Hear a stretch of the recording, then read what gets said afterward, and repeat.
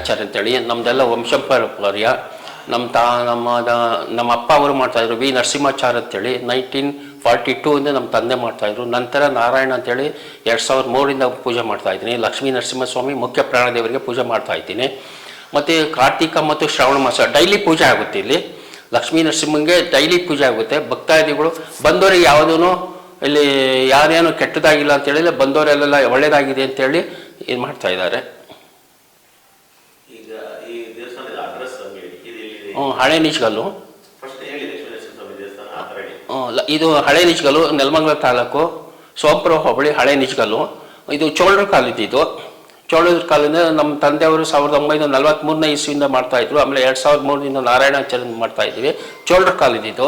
ಲಕ್ಷ್ಮೀ ನರಸಿಂಹಸ್ವಾಮಿ ಮತ್ತು ಮುಖ್ಯ ಪ್ರಾಣದೇವರು ವ್ಯಾಸರಾಯ ಸ್ವಾಮಿಗಳ ಪ್ರತಿಷ್ಠಾಪನೆ. ಹಳೆ ನಿಜ್ಗಲ್ಲು ವ್ಯಾಸರಾಯ ಸ್ವಾಮಿಗಳ ಪ್ರತಿಷ್ಠಾಪನೆ ಮುಖ್ಯ ಪ್ರಾಣದೇವ್ರದ್ದು.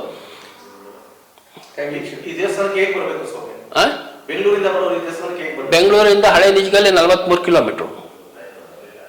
ಬೆಂಗಳೂರು ಟು ಹಳೆ ನಿಜ್ಗಲ್, ಡೌಸ್ಪೇಟೆಯಿಂದ ಡೌಸ್ಪೇಟೆ.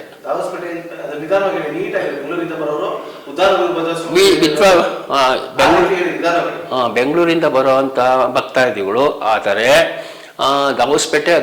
ದವಸ್ಪೇಟೆ ಮಾರ್ಗವಾಗಿ Tumakuru to Dabaspete ಪೀರ್ಭದ್ರ Swami arch ಇದೆ. ಅಲ್ಲಿ ಆರ್ಚಿಂದ ಕೆಳಗಡೆ ಬರಬೇಕು. ಅಲ್ಲಿಂದ ಬಂದು ರೈಟ್ ಸೈಡ್ ಬಂದರೆ ಲಕ್ಷ್ಮೀ ದೇವಿ ದೇವಸ್ಥಾನ ಇದೆ. ನಂತರ ಅದೇ ಮುಂದೆ ಬಂದರೆ ಲಕ್ಷ್ಮೀ ನರಸಿಂಹಸ್ವಾಮಿ ಚೋಳರ ಕಾಲದ ದೇವಸ್ಥಾನ ಇದೆ. 8:30 ಶುರು ಮಾಡ್ತೀವಿ, 9:30 10 ಗಂಟೆ ತನಕ ಇಲ್ಲಿ ಇರ್ತೀವಿ.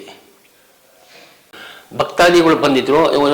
ಸ್ವಲ್ಪ ವರ್ಷಗಳ ನಂತರ 2-3 ಭಕ್ತಾದಿಗಳು ಬಂದು ಇದು ಆರಿಸ್ಕೊಂಡೋದು 15-20 ದಿವಸಕ್ಕೆ ಬಂದು ಗರ್ಭಗುಡಿಗೆ ಕಲ್ಲಾಕ್ಸ್ಕೊಟ್ರು.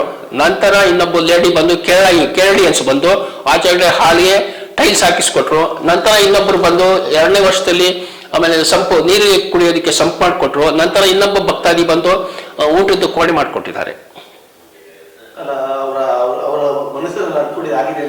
ಅವರು ಏನ್ ಅನ್ಕೊಂಡೋಗಿದ್ರು, ಮನ್ಸಲ್ಲೆಲ್ಲ ಅನ್ಕೊಂಡೋಗಿದ್ದೆಲ್ಲ ನಮ್ಗೆ ದೇವಸ್ಥಾನಕ್ಕೆ ಮಾಡಿದ್ರೆ ಅವ್ರ ಅರ್ಕೆವೇ ತೀರಿದೆ.